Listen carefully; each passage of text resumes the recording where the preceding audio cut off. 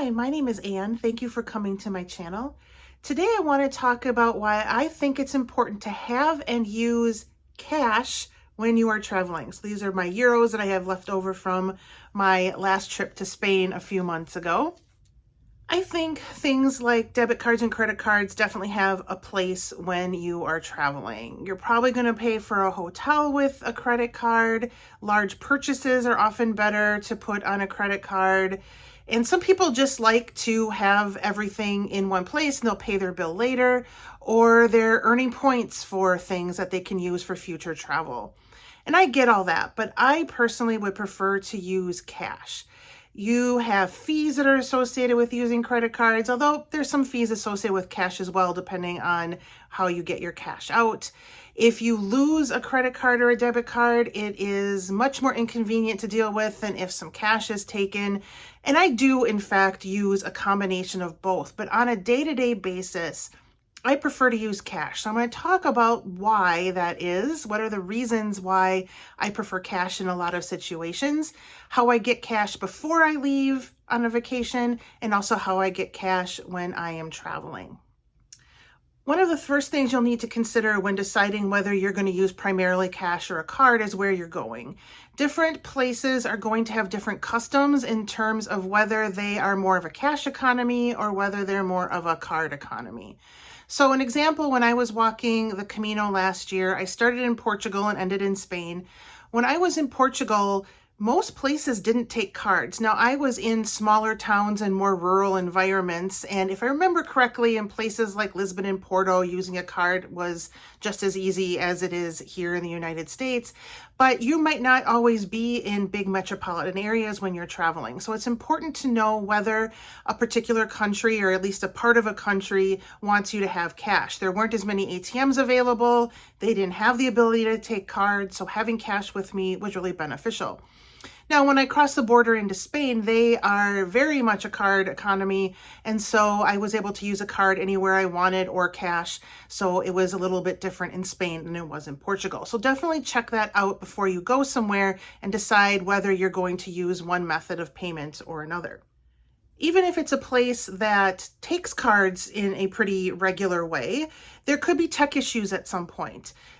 In Spain, a number of weeks ago, there was an electrical outage that lasted for quite a while, and so people weren't able to purchase things at all with cards. But if they had cash, some places were still selling things with cash. If you need food or something important, having cash will allow you to get it in the event there is some sort of tech issue, or even if that particular store's internet is down. It doesn't have to be a big global kind of outage. And if you're getting into street markets, street vendors, a lot of those places are only going to take cash as well. So it's good to have some to use in those situations, because I think going through markets in Europe in particular is one of my favorite things to do. For me, a big part of using cash has to do with budgeting. I am someone who finds it way too easy to just tap my card over and over again and not pay attention to how much money I'm spending. So if I'm really in a position where I want to stay on a strict budget, let's say it's 50 euros a day, I take my 50 euros in cash, and that's in an accessible place. Everything else is put away so that not only is it more safe from pickpocketing, but it's also safe from me overspending. And then that's my money for the day, and I have to decide how I'm going to spend it. And yes, I have my cards available if I need to, but I try to not use those and stick to my budget, whatever it might be. And for me, cash makes that easier. Now, for some people, that might be different, but that's what works for me. And honestly, I think that getting foreign currency is a fun thing to do. Here in the United States, we have very boring currency. It's all the same size, it's all the same color. And when you go to other countries and they're different colors and different sizes, I just think that's a fun thing to do and to play with, so to speak, and really see about how their culture is reflected in their money. It's just a fun thing to do for me, so I like to have cash just for that reason. So I start with getting cash at home. I like to arrive in the country I'm going to with cash so I can hit the ground running. I don't want to spend time at an airport trying to go to an ATM. If I'm not sure whether the taxi, if that's what I'm taking, is going to take card or cash, then I don't have to worry about it. I'll have the cash. Or even if I need to use a machine to get a subway ticket, I don't have to worry about using a card reader that might be manipulated in some way. For me, just hitting the ground with cash, able to go anywhere I need to go from the airport and not taking the time to find it is beneficial to me. Similarly, when I get into town and get checked into my hotel, I don't want to spend my first day trying to find an ATM. I want to be able to go out and start sightseeing, do the things I need to do to keep myself from jet lag taking over. I don't want to be searching for an ATM or be in a position where I have to use an ATM that I don't think is a good one to use. I'll talk about that in just a little bit. So I like to get money in advance.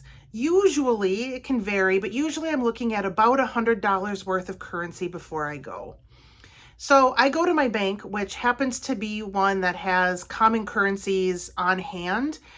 If it's not a common currency or you have a bank that doesn't do that immediate exchange, then you might have to order it. So you might have to plan ahead a little bit to make sure that you can get the currency you need ahead of time.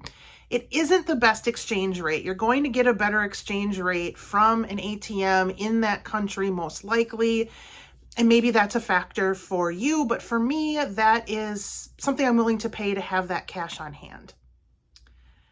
Once I get to my destination, I'm going to use ATMs to get cash out every so often.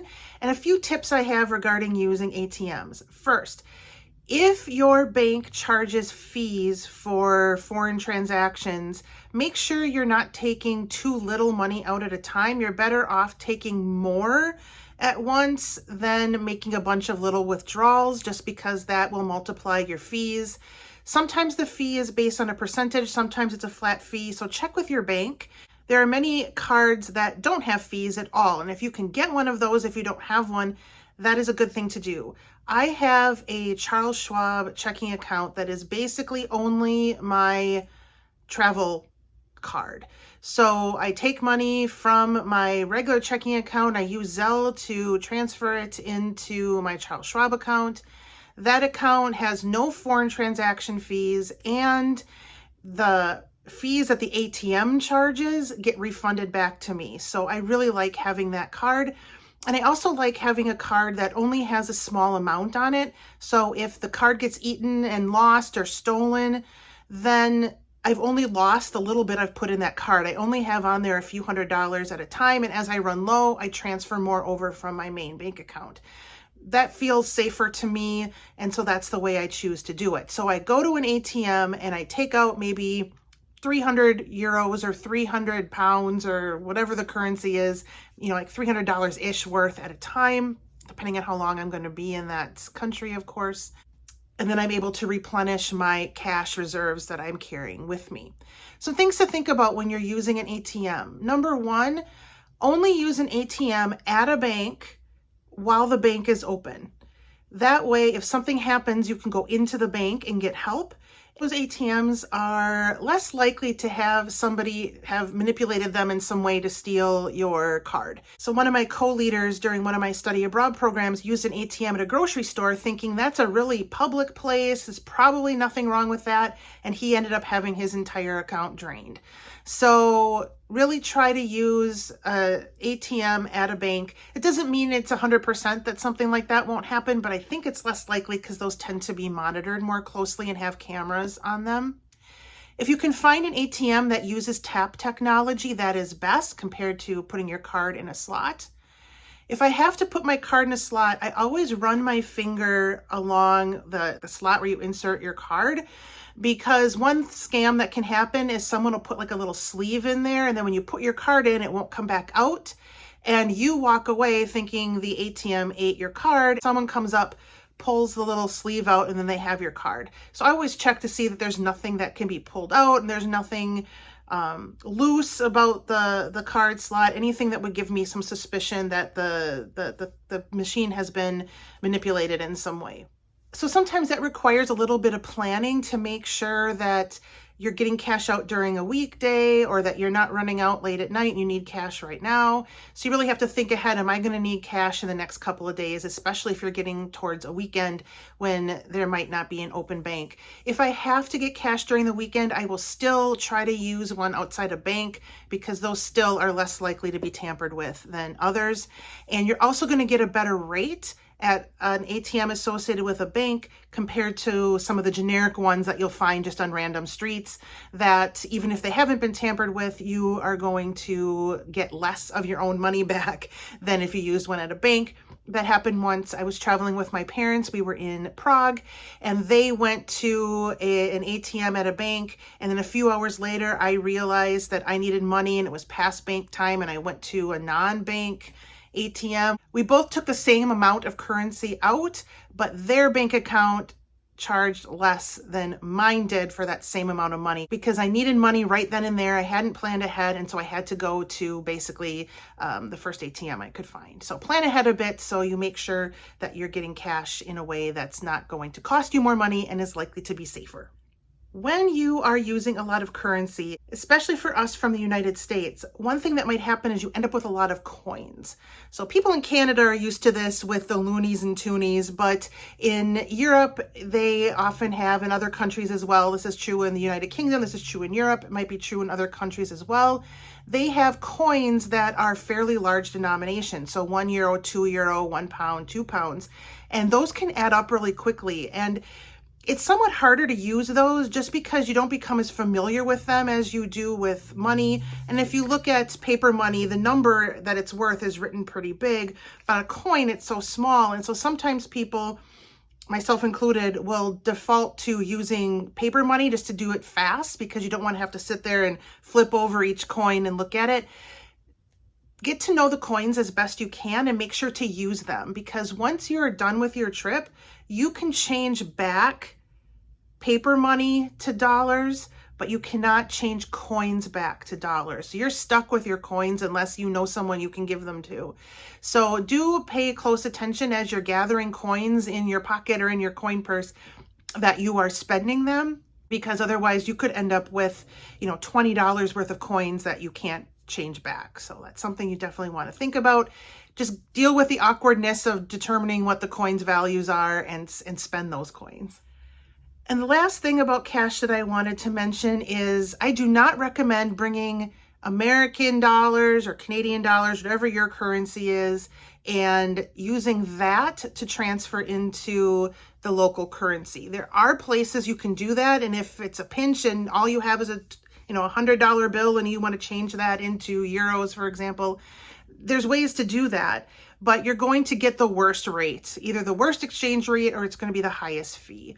So don't plan to bring a bunch of dollars and think you're going to change them. And of course, don't assume that the place you're going is going to accept US dollars. Sometimes people who have only traveled either on cruise ships, or I think there's some Caribbean countries nearby that take dollars. I think Mexico even takes dollars in some instances. That's not going to be true a lot of places that you go. So don't assume that you can just bring American dollars and then spend them there. So hopefully that gives you some things to think about when you're deciding whether you want to travel with cash or you want to exclusively use card. In the end, it's all personal preference, but I would definitely recommend, even if you're primarily going to use a debit or credit card, that you still at least have some cash on you at all times, because you never know when it's going to come in handy. Love to hear your comments on this topic below. Hope you found this interesting. We'll see you in the next video. Bye.